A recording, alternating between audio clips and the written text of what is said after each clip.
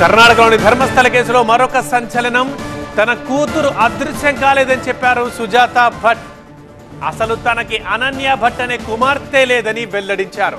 ఒక భూమికి సంబంధించిన వివాదం కారణంగానే కట్టుకథాలినట్లు చెప్పిందట మహిళ.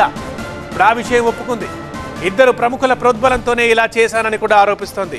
ఇక ప్రజలు భక్తులు క్షమించాలంటూ వేడుకోలు ఇప్పుడు చేస్తున్నారు వీరు.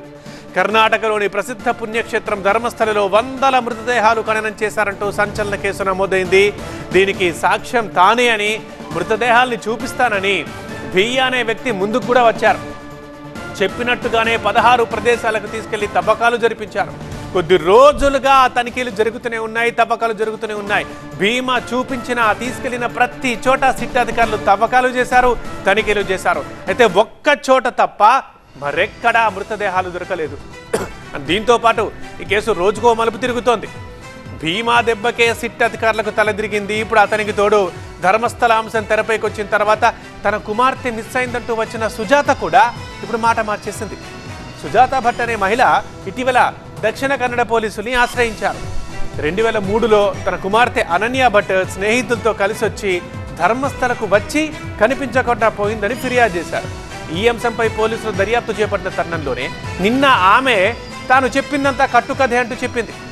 ఈ కట్టుకథ చెప్పడానికి గల కారణాన్ని కూడా సుజాత వివరించింది. అసలు అనన్య భట్ పేరుతో తన కుమార్తె లేదు, ఆ ఫోటోలు కూడా సృష్టించినవే, ఇదంతా ఫేకు. ఈ కేసుతో సంబంధం ఉన్న ఇద్దరు ప్రముఖులు నాతో ఈ అబద్ధం చెప్పించారు అని ఆమె చెప్పింది. ఇప్పుడు ఇదొక ట్విస్ట్. ధర్మస్థలలో వందల మృతదేహాల్ని పూడ్చిపెట్టారని గతంలో భీమా అనే పారిశుద్ధ్య కార్మికుడు ఆరోపించాడు.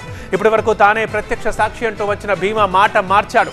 తనకొకరు పుర్రె ఇచ్చి సిట్ అధికారులకు ఇవ్వమన్నారని, న్యాయస్థానంలో పిటిషన్ కూడా వారే వేయించారని చెప్పడంతో కేసు దర్యాప్తు అధికారులకు సవాల్గా మారింది. సుజాత భట్ యూటన్తో వ్యవహారం మరింత ఉత్కంఠ రేపుతోంది. కానీ ఇదంతా గనక నిజమైతే ఖచ్చితంగా ఇది క్షమించరానిది. ఎందుకంటే ఎంతో మంది మనోభావాలతో ఇప్పుడు ఆడుకున్నాడు ఈ భీమా. మరి భీమా వెనక ఎవరున్నారు, ఎందుకు ఇలా చేశారో ఖచ్చితంగా తెలియాలి.